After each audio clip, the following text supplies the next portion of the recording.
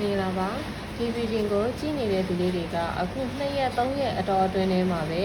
အတိတ်ကအကြောင်းအရာတွေအတိတ်ကနာကျင်မှုတွေအတိတ်ကကိုယ့်ရဲ့ကြာရှုံးခဲ့တာတွေကိုယ့်ရဲ့တန်ဖိုးပျောက်ကွယ်သွားခဲ့တာတွေပေါ့နော်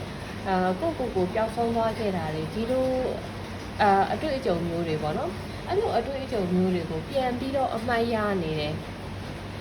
အကြောင်းအရာတွေကိုပြန်ပြီးတော့တွေးပြီးတော့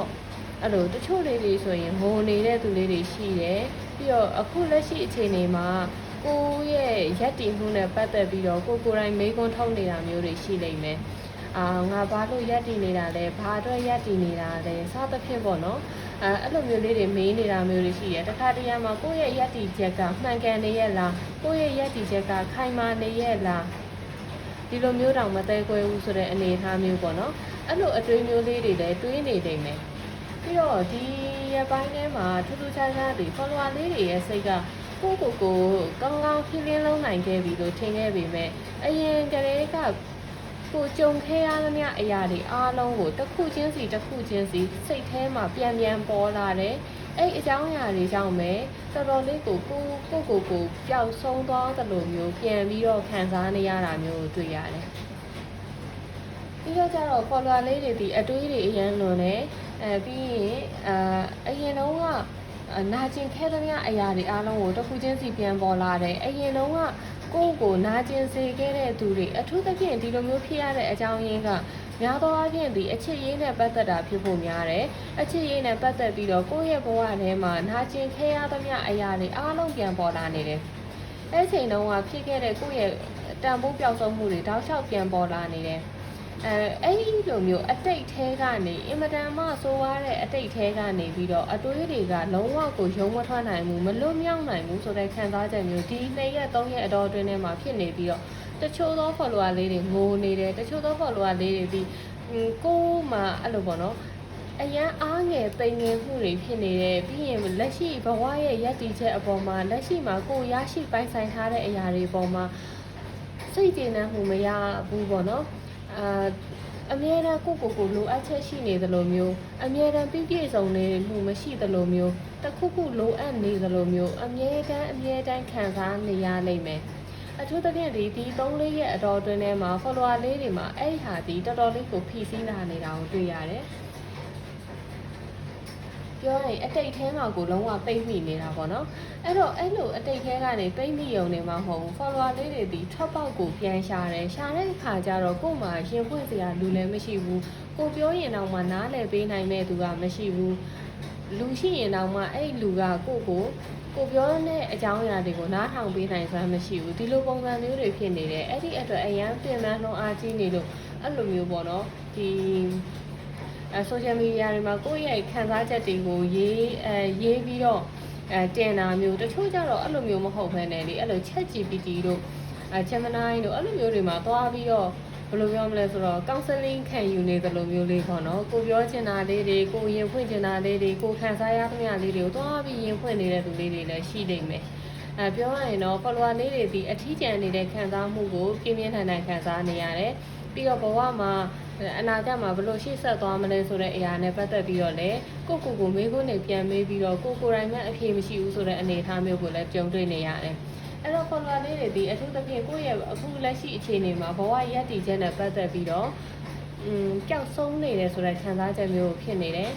စိတ်တွေလည်းအရန်ပင်ပန်းနေတာမျိုးကိုတွေ့ရတယ်ပြီးလို့ရှိရင်အတွေးတွေပတ်ချလဲပြီးအဲ့အတွေးတွေကပြန်တက်နေရဆိုတဲ့ခံစားချက်မျိုးကိုဖြစ်နေတာပေါ့နော်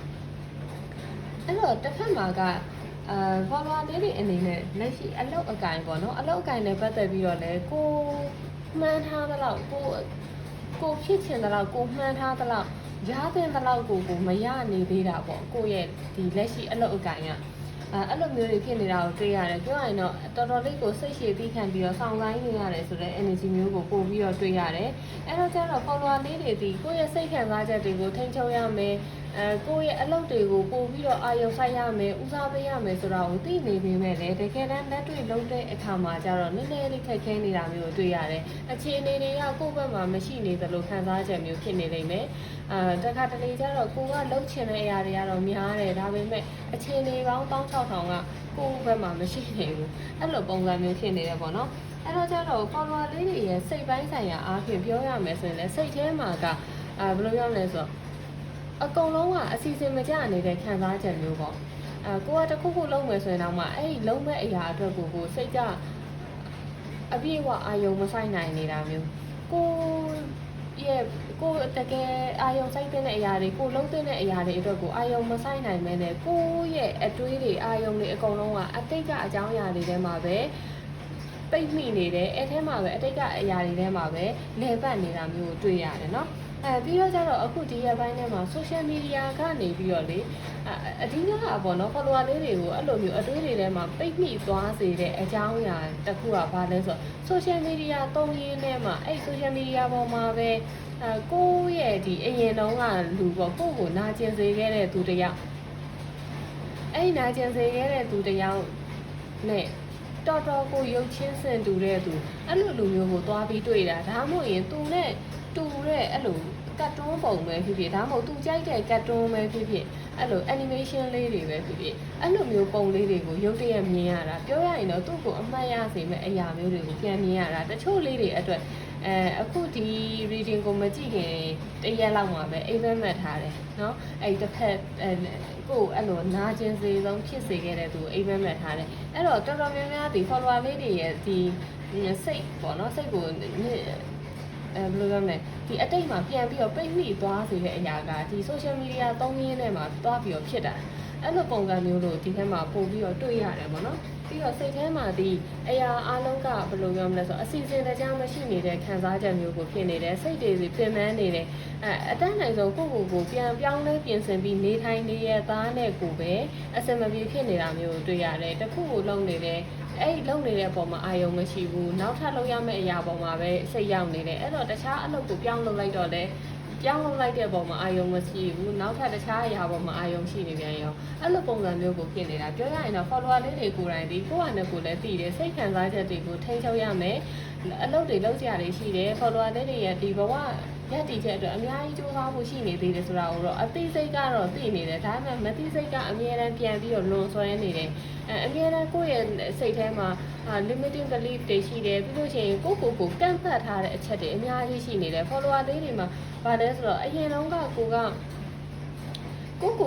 သတ်ထားမိတဲ့ဒီငယ်ဘဝအတွေ့အကြုံတွေကြောင့်စိတ်တန်ရာတွေကြောင့်ကိုကန့်သတ်ထားမိတဲ့အရာတွေရှိနေတယ်ဆိုရင်အဲ့အရာတွေကနေပဲ follower လေးတွေရဲ့ရှေ့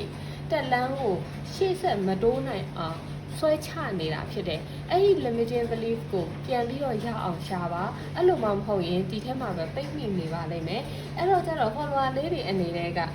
အခုလက်ရှိအချိန်တွေမှာကိုဖြစ်ချင်တာလုပ်ချင်တာတွေကိုလုပ်ခွင့်မရနေသေးတဲ့အခြေအနေတွေဖြစ်နေတယ်ပြီးလို့ရှိရင်ကိုယ့်ရဲ့စိတ်အတွင်းထဲမှာလည်းအစီအစဉ်တကျမရှိနေတဲ့ခံစားချက်မျိုးဖြစ်နေတယ်ပြောရရင်တော့စိတ်ထဲမှာ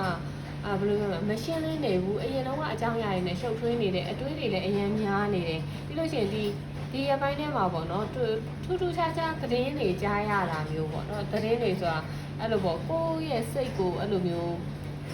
အနှောက်အယှက်ဖြစ်စေတဲ့သတင်းတွေလည်းဖြစ်နိုင်တယ်ကောင်းကျိုးပေးစေတဲ့သတင်းတွေလည်းဖြစ်နိုင်တယ်အဲ့လိုသတင်းလေးတွေကြားရတာမျိုးပေါ့နော်မထင်မှတ်တဲ့သတင်းလေးတွေအဲ့လိုသတင်းကောင်းလေးတွေလည်းဖြစ်နိုင်တယ်တချို့လေးအတွက်ကတော့ဒီsocial media သုံးရင်းထဲမှာအဲ့လိုမျိုးပေါ့နော်ဒီကိုယ့်ရဲ့နာကျင်မှုတွေကိုပြန်ပြီးပေါ်လာတာမျိုးဒါမျိုးလေးတွေလည်းဖြစ်တဲ့သူတွေလည်းပါတယ်အများသောအားဖြင့်အဲ့လိုမျိုးဖြစ်ထားတာပေါ့နော်အဲ့တော့ဒီရက်ပိုင်းထဲမှာတော့တချို့လေးတွေအတွက် social media ကနေပြီးတော့ဒါမှမဟုတ်ရင်အဲ့လိုပေါ့ဖုန်းတို့ဘာတို့ကနေပြီးတော့ပဲဖြစ်ဖြစ်အဲ့လိုမျိုးသတင်းကောင်းလေးတွေကြားရတာမျိုးလေးတွေတော့ရှိတယ်ဒါတချို့လေးတွေအတွက်ပြီးတော့နောက်တစ်ခုကကျတော့ follower လေးတွေရဲ့အခုလက်ရှိလုပ်နေတဲ့အလုပ်ကဘာလဲဆိုတော့အခုလောလောဆယ်မှာကတော့စိတ်ရှည်ရမယ်ပြီးခံရမယ်အခုလက်ရှိအခြေအနေပြီးအရာအလုံးကကိုယ့်ဘက်မှာမရှိနေတဲ့ခံစားချက်မျိုးဖြစ်နေဒါကြောင့်မလို့ကိုလုံးနိုင်တဲ့အနေအထားတွေကညှော်နှဲနေတယ်လုံးချင်တဲ့လောက်လုံးခွင့်မရနေတာမျိုးတွေရှိတယ်ပြီးတော့စိတ်ကလည်းမတည်ငြိမ်နေဘူးအဲ့တော့စိတ်ကိုတည်ငြိမ်အောင်ကြိုးစားဖို့လိုတယ်ပြီးရင်ကိုယုံကြည်ပြီးတော့ကိုယ့်ရဲ့စိတ်ခံစားချက်တွေကိုပြန်လည်တည်ငြိမ်အောင်ထိန်းညှိပြီးတော့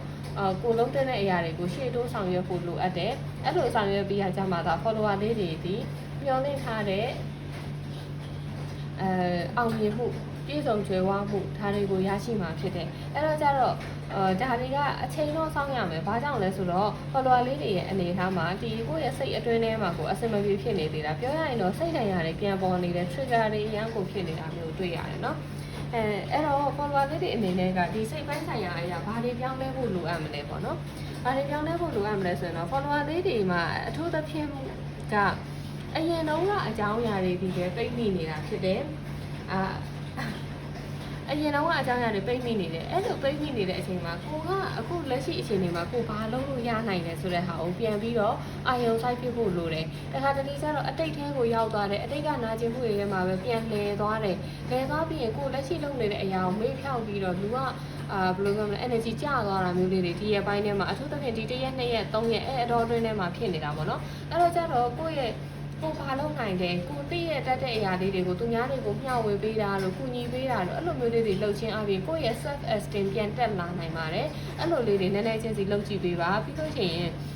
ကိုယ့်ရဲ့အတွေးအမြင်ပြောင်းလဲဖို့လိုပါတယ်တခါတလေကျတော့လက်ရှိမှာရနေတဲ့အရာပေါ်မှာ follower လေးတွေဒီအခုအာရုံမဆိုင်နိုင်ဘူးအဲ့တော့ကိုလက်ရှိမှာရနေတဲ့အရာတွေပေါ်မှာကနေပြီးတော့ဘယ်လိုအရာတွေကိုအာရုံဆိုင်မလဲကို့မှာရှိနေတဲ့အရာတွေထဲမှာကောင်းတာတွေလည်းရှိမယ်ဆိုးတာတွေလည်းရှိမယ်ကိုကဆိုးတာတွေကိုပဲအာရုံစိုက်နေရလားကောင်းတာတွေကိုအာရုံစိုက်နေရလားဒါကိုပြန်ပြီးတော့ဆန်းစစ်ဖို့လိုအပ်တယ်တခါတလေကျတော့ဘယ်လိုပြောမလဲဆိုတော့ကိုစိတ်တိုင်းမကြစေမဲ့အကြောင်းအရာတွေကိုပဲအာရုံစိုက်မိနေတဲ့အခါမှာဘဝကစိတ်တိုင်းမကြစရာတွေပဲစက်တိုက်ကြုံတွေ့နေရတယ်ပေါ့နော်အဲ့ဒါခါကျတော့ကိုယ့်ဘဝမှာအခုလက်ရှိမှာကိုရနေတဲ့ထဲကပျော်ရွှင်စေတဲ့အရာလေးတွေကောင်းမွန်တဲ့အရာလေးတွေရှိတယ်ဆိုရင်သေးသေးလေးကစပြန်ပြီးတော့မြင်အောင်ကြည့်ပြီးတော့ကျေးဇူးတင်တဲ့စိတ်ပေါ့နော်ကျေးဇူးတင်တဲ့စိတ်ကလေးကိုထားကြည့်ပေးပါgratitude ပြန်လုပ်ပေးပါပေါ့နော် gratitude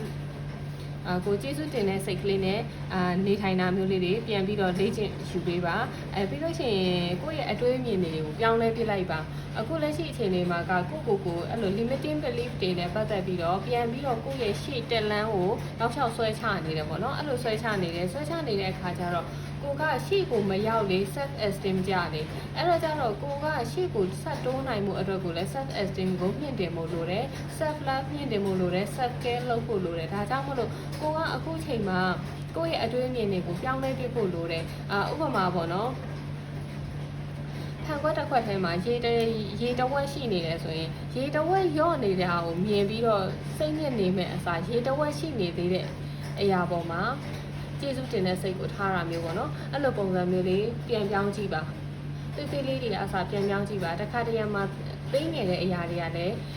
းကြီးမားတဲ့ခြေလှမ်းတွေကိုလှမ်းနိုင်ဖို့အတွက်အထောက်အကူပြုတဲ့အရာတွေလည်းဖြစ်နေနိုင်ပါတယ်ပြီးတော့ကျတော့ follower လေးတွေအနေနဲ့ကိုယုံကြည်မှုပေါ့နော် follower လေးတွေဒီအရေးအချင်းလည်းရှိပြီးသားဖြစ်တယ်ကိုလုံးနိုင်တဲ့ကိုမှကိုသွေးရှိတယ်အရေးချင်းရှိတယ်တကယ်ကိုဘယ်လိုပြောလဲဆိုတော့ကိုဘဝမှာအောင်မြင်မှုတွေကိုဖန်တီးနိုင်တဲ့သူတယောက်ဖြစ်ပြီးသားဖြစ်တယ်ဒါဟာကိုယ်တိုင်သိမြင်ဖို့လိုတယ်စကားလုံးလေးကိုပဲပြောချင်တော့ဗောနော်လူတိုင်းကသူ့ဟာသူနည်းသူဟန်လေးနဲ့တော့ပြည့်စုံပြီးသားဖြစ်ပါတယ်အဲ့ဒီဟာကိုကိုယ်တိုင်သိမြင်ဖို့လိုအပ်တာပါတခါတရံမှာကိုကပြည့်စုံပြီးသားဖြစ်နေတယ်ဆိုတာကိုမသိမြင်မဲနဲ့ဘာလဲဆိုတော့ကိုယ့်ရဲ့လိုအပ်ချက်တွေကိုပဲကိုကပြန်မြင်နေတာမျိုးကိုယ့်ရဲ့မပြည့်စုံနေသေးတဲ့အကြောင်းအရာတွေကိုယ့်ရဲ့ချိုးယွင်းချက်တွေကိုပဲမြင်နေတာမျိုးဆိုရင်တော့ကိုယ့်ရဲ့အားသာချက်တွေကိုအသုံးပြုဖို့အတွက်ကိုအသုံးချဖို့အတွက်ကိုနှောင့်နှေးနေမှာပေါ့နော်အဲ့ခါကျတော့ကိုယ့်ရဲ့အားသာချက်တွေကိုအသုံးချမယ်ကိုယ်မှာရှိနေတဲ့အားနည်းချက်တွေကိုလည်းအပြည့်အဝလက်ခံမယ်ပြောရရင်တော့လူတိုင်းဒီသူပုံစံလေးနဲ့သူတော့ပြည့်စုံနေပြီးသားဖြစ်တယ်ဒါကိုသိမြင်ဖို့ပဲလိုအပ်တာပေါ့နော်အဲ့လိုလေးပြောချင်ပါတယ်ပြီးတော့နောက်တစ်ခုကကျတော့ follower လေးတွေရဲ့စိတ်ထဲမှာတခါတရံမှာပေါ့နော်ကိုယ်စိတ်ကmasculine energy ဘက်ပဲအရင်ရောက်နေတာမျိုး feminine energy ဘက်ကိုပဲရောက်နေတာမျိုးအဲ့လိုပုံစံမျိုးဖြစ်နေတတ်တယ်အဲ့ခါကျတော့ကိုယ့်ရဲ့စိတ်ထဲမှာဒီ feminine energy ရော masculine energy ရောနှစ်ခုလုံးကိုပြန်ပြီးတော့မျှတဖြစ်လာအောင်ပြန်လဲပြီးတော့ထိန်းချောင်းယူတာမျိုးပေါ့နော်တခါတလေမှာ follower လေးတွေမှာဖြစ်တတ်တယ်ကိုကအမြဲတမ်းရုန်းကန်နေတယ်လှုပ်ရှားနေရတယ်ပြင်ပန်းနေရတယ်အဲ့လိုဖြစ်နေတဲ့အချိန်မှာကိုယ့်ရဲ့စိတ်ကလေးကိုနူးညံ့သိမ်မွေ့စေမဲ့အရာလေးတွေပြီးလို့ရှိရင်ကိုယ့်ရဲ့စိတ်ကိုဓာတ်မွေနဲ့တန်မာစေမဲ့အရာလေးတွေအဲ့လိုမျိုးလေးတွေကိုပြန်ပြီးတော့ကိုယ်မှလိုအပ်နေတာဘယ်အချက်လဲနူးညံ့သိမ်မွေ့မှုလားတန်မာမှုလားဘယ်ချက်ကကိုယ့်အတွက်လိုအပ်နေတာလဲအဲ့ဒါကိုပြန်ပြီးတော့ဆန်းစစ်ပြီးတော့ကိုယ်တိုင်ပြန်ပြီးတော့ဖြည့်တင်းမှုလိုအပ်ပါတယ်ပြောရရင်တော့ကို့မှာပေါ့နော်ပြောရရင်တော့ဘယ်ဟာကတ တစ်ဖက်ဆောင်နေဖြစ်မနေစေဘဲနဲ့ balance ဖြစ်အောင်နေဖို့အတွက်ကိုဒီထက်မှပြောထားတာဖြစ်တယ်အဲ့တော့ကျတော့အခုဒီအချိန်မှာပေါ့နော် follower လေးတွေအနေနဲ့ self esteem ကျနေတာမျိုးကိုတွေ့ရတယ်အဲ့လိုတွေ့ရတဲ့အတွက်ကိုယ့်ရဲ့ self esteem ကိုတက်စေမဲ့ကိုကတခြားသူကိုကူညီပေးတာမျိုးအဲ့လိုကူညီပေးတာတခြားသူကိုကူညီပေးရဆိုတာလိုတာထက်ပိုပြီးကူညီဖို့မဟုတ်ဘူးသွားရင်လာရင်လည်းနေရာလေးတစ်ခုဖယ်ပေးလိုက်တာမျိုးပဲဖြစ်ဖြစ်လမ်းမှာအဲ့လိုပေါ့နော်အန်ဒီရရှိတဲ့ပစ္စည်းလေးတစ်ခုခုကြာနေတာကိုကလည်းကိုလမ်းဘေးမှာဖယ်ပေးလိုက်တာမျိုးလေးပဲဖြစ်ဖြစ်အဲ့လိုမျိုးလေးပေါ့သေးသေးလေးတွေပေါ့ဥမာတိလေးတစ်ကောင်အစာကျွေးလိုက်တာမျိုးလေးပဲဖြစ်ဖြစ်အဲ့လိုမျိုးလေးပေါ့ကိုတေးသေးလေးတွေအဲ့လိုမျိုးလေးတွေကိုလုပ်ကြည့်ပေးပါအဲ့အရာလေးတွေကနေပြီးတော့ follower လေးတွေစီကိုပြန်ပြီးတော့ energy ပြန်တက်လာပါလိမ့်မယ်ပြီးလို့ရှိရင် follower လေးတွေအနေနဲ့လုံနိုင်တာတစ်ခုရှိတာကတိထားတတ်ထားတဲ့အရာတွေအားလုံးကို follower လေးတွေအနေနဲ့သူများကိုမျှဝေပေးတာတခြားလူတွေကိုနဲ့လို့စကားပြောတာဒါမျိုးလေးတွေလုပ်ကြည့်ပေးပါပြီးလို့ရှိရင်အတွေးအမြင်ပြောင်းလဲပါ follower လေးတွေဒီအရေးချင်းရှိပြီးသားဖြစ်တဲ့အတွက်အဲ့ဒါကိုလက်ခံဖို့လိုတယ်နော်ကို့မှာရှိနေတဲ့အားနည်းချက်တွေကိုပဲမြင်နေမယ်ဆိုရင်တော့ရှေ့ဆက်တိုးလို့ရမှာမဟုတ်တော့ဘူးပေါ့နော်အဲ့ဒီအတွက်ကိုယ့်ရဲ့အားသာချက်တွေကိုလည်းမြင်ဖို့လိုအပ်တယ်လို့ဒီထဲမှာပြောနေတာဖြစ်တယ်အဲ့တော့ကျတော့ကိုယ့်ရဲ့စိတ်တွေကိုအကြဘက်မှာပဲအမြင်မထားနဲ့အတက်ဘက်မှာကြည့်ပြီးအရင်တက်ကြွနေတာမျိုးလည်းမဟုတ်ဘဲနဲ့ balance မြည်တဲ့အနေအထားမျိုးလေးနဲ့ပဲကိုယ့်ရဲ့ဘဝကိုထားဖို့ထိန်းမိဖို့ခံချက်ညီထိန်းသိမ်းသွားဖို့အတွက်ကိုဒီထဲမှာပြောထားတယ်ပေါ့နော်အဲ့တော့ကျတော့ follower လေးတွေအနေနဲ့ကအခုဒီရက်ပိုင်းထဲမှာဖြစ်နေတဲ့အရာဒီအတိတ်ကနာကျင်မှုတွေအဲ့ဒီနာကျင်မှုတွေကိုဖြစ်စေခဲ့တဲ့နာကျင်မှုဖြစ်စေခဲ့တယ်ဆိုတာကလည်းဘယ်လိုပြောရမလဲဆိုတော့တကယ်ပြဿနာကတော့ငယ်ဘဝမှာဖြစ်ခဲ့တာပေါ့နော်ဒါပေမဲ့အဲ့ဒီငယ်ဘဝအတိုင်းအရာတွေကိုပြန်ပြီးပေါ်စေတာကတော့ဒီအရွယ်ရောက်တဲ့အချိန်မှာတွေ့ကြုံလာရတဲ့ relationship တွေပေါ့နော်အဲ့တော့ဒီ relationship တွေကနေစပြီးတော့ဒီစိတ်တိုင်းအရာတွေကအရင်ခံခဲ့တာတော့မဟုတ်ဘူးတကယ်တမ်းအရင်ကြီးကတော့ငယ်ဘဝပေါ့နော်ငယ်ဘဝဆိုတော့အဲ့ဒီ relationship တွေနဲ့ပတ်သက်ပြီးတော့နာကျင်ရခြင်းတွေဒီငယ်ဘဝမှာစိတ်တိုင်းအရာတွေရှိခဲ့ကြောင်းကိုပြသနေတဲ့ပြရုပ်တစ်ခုဖြစ်တယ်ဒါကြောင့်မလို့ကိုကအခုဒီအချိန်မှာပေါ့နော်အရင်တော့ကအကြောင်းအရာလေးတွေကိုပြန်ပြီးတော့များတွေးမိနေပြီးတော့အဲ့အရာတွေရဲ့ဆွဲချခြင်းဒီအတိတ်ထဲမှာပဲပိတ်မိနေခြင်းတွေကိုကြုံတွေ့နေရတယ်ဆိုရင်တော့ကိုယ့်ရဲ့ inner child ကို healing လုပ်ဖို့အတွက်ကိုပြောချင်ပါတယ်ပြီးလို့ရှိရင် follower လေးတွေဒီရုံထွက်ရမယ့်နီလန်းကိုကောင်းကောင်းသိပါတယ်ဘလို့လွတ်မြောက်နိုင်လဲဆိုတာကိုလည်းကောင်းကောင်းသိပြီးသားဖြစ်ပါတယ်လက်ရှိမှာတော့ကိုယ်တိုင်ကရုံထွက်ဖို့ခက်ခဲနေတာဖြစ်ပါတယ်နီလန်းကိုသိပေမဲ့